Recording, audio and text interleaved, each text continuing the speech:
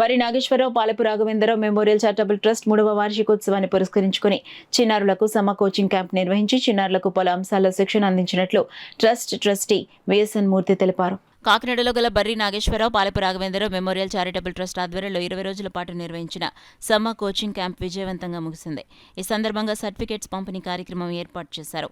Faculty అర్చన సభ కార్యక్రమాన్ని నిర్వహించగా trust trustee VSN మూర్తి, భారతి, సత్యశాంతి ముఖ్య అతిథులుగాను, ట్రస్ట్ సభ్యులు రామారావు, తాతారావు విశిష్ట అతిథులుగాను పాల్గొన్నారు.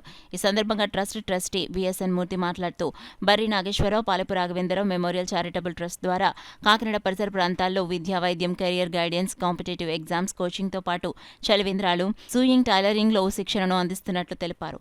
కార్యక్రమంలో పేద విద్యార్థికి స్కాలర్షిప్ను అతిథుల చేతుల మీదుగా పంపిణీ చేశారు. అదేవిధంగా సమ్మ కోచింగ్ క్యాంపులో అత్యుత్తమ ప్రతిభ కనపరిచిన చిన్నారులకు ట్రస్టీ భారతి, సత్యశాంతి సభ్యులు రామారావు, తాతారావు సర్టిఫికెట్లు, మెడల్స్ను బహుకరించారు. ఈ కార్యక్రమంలో ఫ్యాకల్టీ శ్రీనివాసరావు, పి శివప్రసాద్, నాగేంద్ర కుమార్, నాగబాబు, సుభద్ర, అన్నపూర్ణ, వంశీ, వరలక్ష్మి, ప్రియాంక, వినయ్, చిన్నారులు, వారి తల్లిదండ్రులు పాల్గొన్నారు. సర్వీస్ ఓరియంటెడ్గా, సర్వీస్ మోటోగా ఉండేటటువంటి వ్యక్తి ఎక్కడున్నప్పటికీ కూడా తను ఆ సర్వీస్ని చెయ్యాలి అని అనుకుంటే ఆ వ్యక్తి దాన్ని మెటీరియలైజ్గా చేయగలడు అన్నదానికి ఈ ట్రస్టే ఒక నిదర్శనం. ఎందుకంటే ఆయన ఎక్కడో కొన్ని వేల కిలోమీటర్ల దూరంలో అమెరికాలో ఉంటూ తన జన్మస్థలమైనటువంటి కాకినాడలో ఇటువంటి ఒక ట్రస్ట్ పెట్టి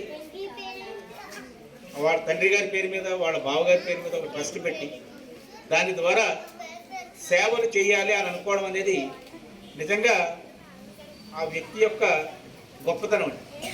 ఎందుకంటే ఇందాక మూర్తి కూడా చెప్పాడు ఆల్రెడీ, ఎంతోమంది అమెరికా వెళ్తున్నారు, ఆస్ట్రేలియా వెళ్తున్నారు, న్యూజిలాండ్, యూకే ఎలా వెళ్తున్నారు, ఎంతో సంపాదించుకుంటూ ఉంటారు. దాంట్లో చాలా తక్కువ మంది ఇటువంటి సర్వీస్ ఓరియంటెడ్గా, సర్వీస్ మోటోగా చేసేవాళ్ళు ఉంటారు.